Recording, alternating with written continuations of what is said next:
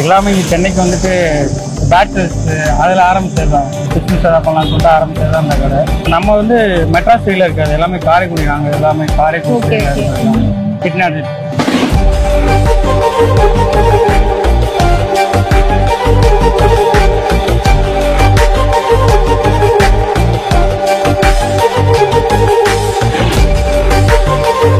வயிறு வலிலாம் எதுவும் கிடையாது. வீட்டில் நம்ம எப்படி சாப்பிட்றோமோ அதே மாதிரி தான்.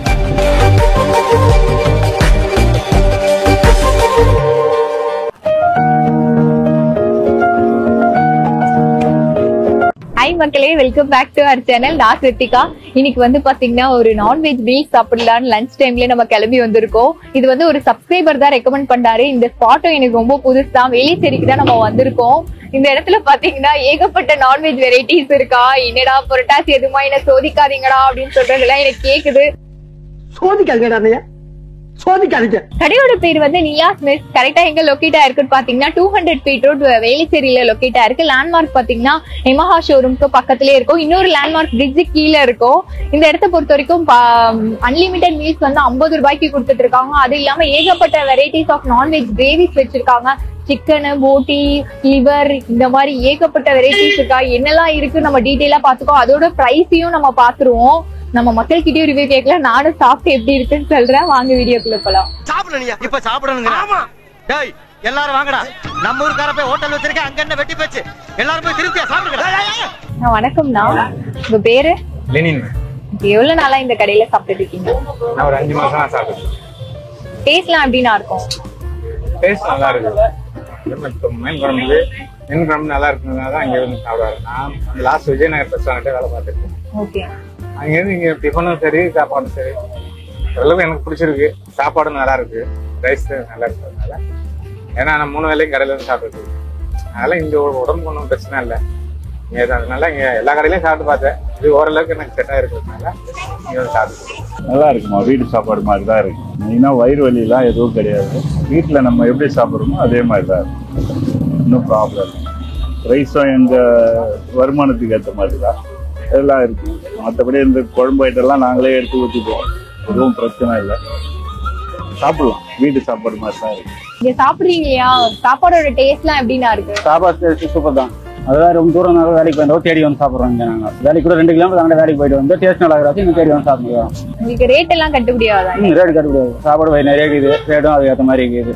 நல்லா டேஸ்ட் நல்லா சூப்பராக இருக்குது. அதான் நீங்க நிறைய இடத்துல சாப்பிடுவீங்க இல்லையா, இந்த இடத்துல வந்து உங்களுக்கு ரொம்ப பிடிச்ச விஷயம் அப்படின்னா என்ன? சர்வீஸ் தான்மா. நாங்கள் வந்தால் செய்வோம். எங்களுக்கு கொடுக்குற இது வந்து மரியாதை நல்லா இருக்கும். நாங்கள் சாப்பிட்றத இதெல்லாம் அதுக்கேற்ற மாதிரி இருக்கும். ஒன்றும் ப்ராப்ளம். நாங்களே இங்கே இப்போ 5 கிலோமீட்டர் தள்ளி இங்கே வரோம். நல்லா இருக்கு, சாப்பிடலாம்.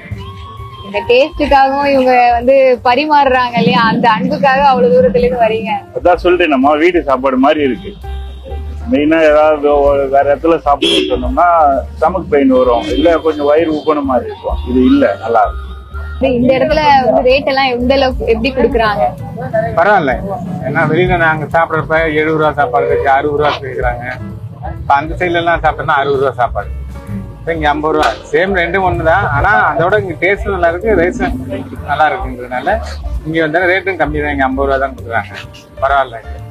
அங்க 60 ரூபா கொடுத்து எனக்கு அந்த அளவுக்கு எனக்கு சாட்டிஸ்ஃபை இல்லை. அதனால இங்க வந்து நைட் சாப்பாடுன்னா காலை சாப்பாடு 50 ரூபா சாப்பாடு. அன்லிமிட்டடா எவ்வளவு நாளும் சாப்பிட்டுக்கலாம். சைடிஸ் எக்ஸ்ட்ரா நம்ம லிவர், சிக்கன் போட்டி, ப்ரானு, சிக்கன் வறுவல், ஃபிஷ்ஷு, எக்கு எல்லாமே இருக்கு. எல்லாமே பட்ஜெட் ஃப்ரெண்ட்லியா தான் இருக்கும். எவ்வளவு வருஷமா கடை நடத்துறீங்க? கடை வந்து 2 இயர்ஸ் ஆக போகுது. நீங்க உங்க ஃப்ரெண்ட்ஸ் எல்லாம் சேர்ந்து நடத்திட்டு? ஆமா, நான் இண்டிவிஜுவலா தான் பண்ணிக்கிட்டு இருக்கேன். Okay okay. பசங்க வேலை பார்ப்பாங்க. வேலை பார்க்க. ஆமா. எப்படி ப்ரோ அந்த டேஸ்ட் எல்லாம் பாத்தீங்கன்னா ரொம்ப ஸ்பெஷலா இருக்கு. ஒரு என்ன எல்லாத்துலயுமே பச்சை மிளகா, இந்த கருவேப்பிலை எல்லாம் போட்டிருந்தீங்க. காரசாரமா ஒரு என்ன சொல்றது, யூஸ்வலி மெட்ராஸ் ஸ்டைல் இல்லாம கொஞ்சம் டிஃப்ரெண்டா இருந்து நாங்க தான் ப்ரிப்பேர் பண்றோம். எல்லாமே இங்க சென்னைக்கு வந்துட்டு பேட்டர்ஸ் அதுல ஆரம்பிச்சதுதான். நாங்களா சமைச்சு சாப்பிடுவோம்ல, அந்த மாதிரி சமைக்க ஆரம்பிச்சதுதான். ஒரு டைம்ல இந்த கொரோனா டைம்ல வேலை எல்லாம் போயிடுச்சுல, சரி அதான் சரி அப்படியே பிசினஸ் பண்ணலாம்னு சொல்லிட்டு ஆரம்பிச்சதுதான் அந்த கடை. நம்ம வந்து மெட்ராஸ் சைடுல இருக்காது, எல்லாமே காரைக்குடி. நாங்க எல்லாமே காரைக்குடி சைடுல இருக்கோம். செட்டிநாடு டைப்ல இருக்கும். எல்லாம் ஸ்டார்டிங்ல என்னோட கடையில வந்து வெறும் எக்கு மட்டும் தான் இருக்கும், ரைஸ் எக்கு மட்டும் தான் இருக்கும். ஒன்னு ஆட் பண்ண சிக்கன், ஃபிஷ், சிக்கன் ஃப்ரைல இருந்து சிக்கன் ஃப்ரைலாம் இப்போ ஒரு வருஷமா தான் பண்ணிட்டு இருக்கோம். சிக்கன் ஃப்ரை அது வந்து வீட்டுல அம்மா செய்வாங்க அந்த மாதிரி ஸ்டைல்ல.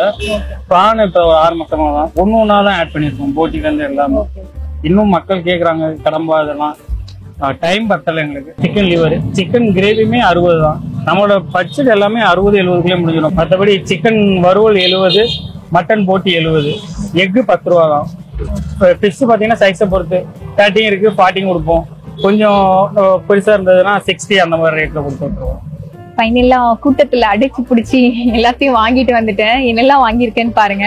ரைஸ்க்கு வந்து கொஞ்சம் சிக்கன் குழம்பு வாங்கியிருக்கேன், எறா கிரேவி, இது வந்து கத்திரிக்காய் கூட்டு வந்து சாப்பாடுக்கு கூடவே கொடுத்துருவாங்க. இது வந்து சிக்கன் ட்ரை, மீன், முட்டை, போட்டி, அப்புறம் வந்து இன்னொன்னு கிரேவி வாங்கல நான், சிக்கன் கிரேவி. முதல்ல அந்த கிரேவியை வந்து நல்லா பிசைஞ்சிட்டு சிக்கன் குழம்பு மட்டும் தனியா சாப்பிட்டு பார்ப்போம். செம்மையா இருக்கு, சாப்பாடு வந்து செம்ம சுட சுட இருக்கு. காலியாவே எடுத்துட்டு வந்துட்டே இருக்காங்க. குழம்புல வந்து பெப்பர் இதெல்லாம் போட்டிருக்காங்க. வாயில போட்டோன்னு அந்த பெப்பரோட ஸ்பைசினஸ் வந்து நல்லா தெரியுது. இந்த வெங்காயம், தக்காளி இதெல்லாம் வந்து போட்டதுனால செம்ம திக்கா அந்த ஃபிளேவர்ஃபுல்லா இருக்கு. இதை வந்து நம்ம பீஸோட சாப்பிடுவோம். சிக்கன் பீஸ் வந்து நல்லா சாஃப்டா குக் ஆயிருக்கு. எப்பவுமே அந்த சுட சாப்பாடோட என்ன சாப்பிட்டாலுமே டேஸ்ட் வந்து நல்லா அள்ளி தூக்கி கொடுக்கும். அதே மாதிரிதான் இருக்கு, நல்லா இருக்கு.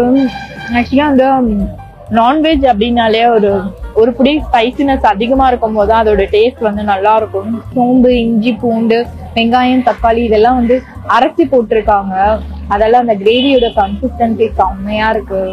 நான் வந்து ட்ரை சிக்கன் வாங்கியிருக்கேன், அதான் சிக்கன் ஃப்ரைன்னு சொல்லுவாங்களா அது. இந்த சிக்கன் ஃப்ரையோட கலரை பாருங்க, எனக்கு அதை பார்க்கும் போதே சாப்பிடணும்னு தோணுச்சு. வீடியோ எடுக்கும் போதே இதைதான் நம்ம ட்ரை பண்ணோம் அப்படின்னு முடிவு பண்ணிட்டேன். நல்லாவும் குக் ஆயிருக்கு. இந்த காரம் எல்லாம் உள்ளே இறங்கி அப்படியே செம்ம ட்ரையா பண்ணிருக்காங்க ஃப்ரை. அதோட நம்ம ட்ரை பண்ணுவோம். ஒரு வத்தல், கொஞ்சம் பீஸு, அப்படியே இந்த குழம்பு ரொம்ப ஃபுல்லா இருக்கு. ஆவி பிறகு சாப்பாடு ஐயோ இது நல்லா இருக்கு. இந்த டேஸ்ட் இந்த ஆயில்ல வந்து நல்லா ஃப்ரை பண்ணிருக்காங்க. காரம் எல்லாம் உள்ள அப்படியே இறங்கி டேஸ்ட்ல செம்மையா இருக்கு. என்ன டேஸ்ட் ஃபர்ஸ்ட் வருது அப்படின்னு நான் தனியா சாப்பிட்டு பாக்குறேன். இந்த மசாலா ஒன்று போட்டிருக்காங்க, அந்த மசாலாவோட டேஸ்ட் வந்து நல்லா சூப்பரா இருக்கு. தனியாவோட ஃபிளேவரும் நல்லா இருக்கு. ட்ரையா பண்ணதுனால அந்த காரம் அப்படியே நல்லா கோட் ஆயிருக்கு சிக்கன் மேல. அதனால சிக்கனோட டேஸ்ட் வந்து நல்லா இருக்கு. இன்னொரு விஷயம் என்னன்னா ஆயில் ரொம்பலாம் இல்ல, அந்த டீப் ஃப்ரை பண்றதுக்காண்டி வேண்டி அவங்க ஆயில் ஊத்திருக்காங்க. மீன் குழம்பு கூட வந்து கொஞ்சோண்டு மீன் வச்சுக்கலாம். மீன் வந்து செம்ம ஃப்ரெஷ்ஷா இருக்குங்க. அதை தூக்கும் போதே நான் கண்டுபிடிச்சிட்டேன். இங்க பாருங்க, இன்னும் நல்லா அப்படியே ஊறி இருக்கு. முள்ளெல்லாம் எடுத்துப்போம். கொஞ்சோண்டு மீன், கத்திரிக்காய், கொஞ்சோண்டு வத்தல்ல போட்டு அப்படியே எடுத்துப்போம். மீனெல்லாம் செம்மையா இருக்குங்களா, காரம் நல்லா ஊறி இருக்கு. வெறும் மிளகாத்தூள் போட்டு டீப் ஃப்ரை பண்ணிருக்காங்க. இவ்வளோ பெரிய மீன் எவ்வளோ என்னடா ஊற்றி பொரிச்சிங்க அப்படின்ற மாதிரி இருக்கும். நான் தூக்கும் போதே நான் வெயிட் பார்த்தேன், எப்படின்னா ஒரு 1/4 கிலோ இருக்கும் இந்த மீன். இதோட பிரைஸ் எல்லாமே நான் டிஸ்கிரிப்ஷன்ல கொடுக்குறேன், செக் பண்ணிக்கோங்க. நான் அதிகமா மீன் வச்சதுனால அதோட டேஸ்ட் எனக்கு தெரியல. மீன் குழம்பு நம்ம தனியா சாப்பிடலாம்.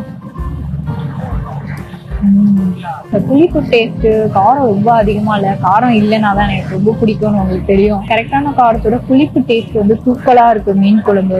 எல்லாருமே இந்த இடத்துல வந்து மீன் குழம்பு 2-3 வாட்டி ஊற்றி சாப்பிடுறதெல்லாம் நான் பார்த்தேன். இந்த கூட்டு வந்து கத்திரிக்காய், கடலை பருப்பு இதெல்லாம் போட்டு ஒரு கூட்டு மாதிரி பண்ணியிருக்காங்க. இந்த கூட்டு வந்து அப்படின்னா தேங்காய் எல்லாம் போடாம வெறும் கடலைப்பருப்புல போட்டு இந்த பச்சை கத்திரிக்காய் இருக்குல்ல அதை வந்து நல்லா குக் பண்ணியிருக்காங்க. பச்சை கத்திரிக்காய் வந்து டேஸ்ட் எப்பவுமே நல்லா இருக்கும். அதுல கொஞ்சோண்டு லைட்டா புளி ஊற்றுவாங்க. புளி ஊற்றும் போது லைட்டா வந்து ஒரு மாதிரி லைட்டா இருக்கும், ஒரு கசப்பு தன்மை இருக்கும், அது போயிடும். இந்த பக்கம் கொஞ்சம் ரசம் ஊத்திட்டு வந்திருக்கேன், இந்த பக்கம் ரைஸ் வச்சிருக்கேன். ஏன்னா கொஞ்சமா இறா கிரேவி எல்லாம் அப்படியே செம்மையா இருக்குங்க பாக்குறதுக்கு. பச்சை மிளகா, கருவேப்பிலை எல்லாம் போட்டு தாளிச்சிருக்காங்க. அப்படியே காரசாரமா இருக்கு இந்த இடத்துல எல்லாமே.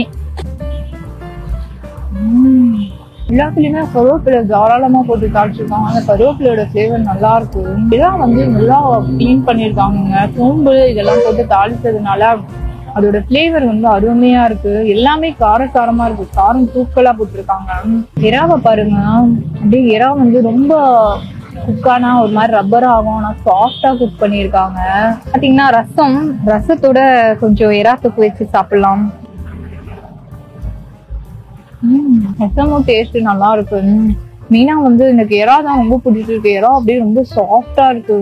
ஒவ்வொரு குக்கானா ரப்பர் மாதிரி இருக்குன்றதுனால அப்படியே சாஃப்டா பண்ணிருக்காங்க. இந்த கடையை வந்து அவங்க 2 வருஷமா ரன் பண்றாங்கன்னா டேஸ்ட் வந்து செம்மையா கொடுக்குறாங்க. எப்படிதான் வந்து ஒன்னொன்னுத்துக்கும் ஒரு டேஸ்ட் தனித்தனியா தெரியுது. நான் வந்து சிக்கன்ல பாத்தீங்கன்னா கருவேப்பிலை எல்லாம் நல்லா போட்டு அந்த தனியா பிளேவரோட இருந்தது. இதுல வந்து எறா தொக்குல வந்து எனக்கு சோம்பு பிளேவர் வந்து நல்லா தெரிஞ்சுது. எதுவுமே டாமினேட் பண்ணலாங்க. அந்த டேஸ்ட் வந்து எடுத்து கொடுத்துச்சு. அந்த விஷயம் எனக்கு ரொம்ப பிடிச்சிருக்கு. ஒரு சாட்டிஸ்ஃபைடான நான்வெஜ் மீல்ஸ் நான் சாப்பிட்டுட்டேன். சரி சரி, திட்டுறது தெரியுது, திட்டாதீங்க. நீங்களும் விரதத்தை முடிச்சுட்டு சாப்பிடுங்க. புரட்டாசியில இருக்கவங்க முடிஞ்ச அளவுக்கு நான் ரைஸ் எல்லாம் வேஸ்ட் பண்ண மாதிரி சாப்பிட்டுட்டேன். சைட் டிஷ் எல்லாம் வந்து பாத்தீங்கன்னா கேமராமேன் கிட்ட கொடுத்துட வேண்டியதான். ஏன்னா வந்து அவர் கேட்காமலே நிறைய வச்சாரு. அதனால நம்மளால எதுவும் சொல்ல முடியல. தட்டுல போட்டோடனே அள்ளுங்கன்னு சொல்ல முடியாது. ஸோ வந்து வேஸ்ட் எல்லாம் பண்ணல. நான் அவர்கிட்ட கொடுத்துருவேன். நமக்கு வாட்சி அடிமை அவர் தானே, அவர்கிட்ட தள்ளிடலாம். இதே மாதிரி வேற ஒரு இன்ட்ரெஸ்டிங் வீடியோல நம்ம சந்திக்கலாம்.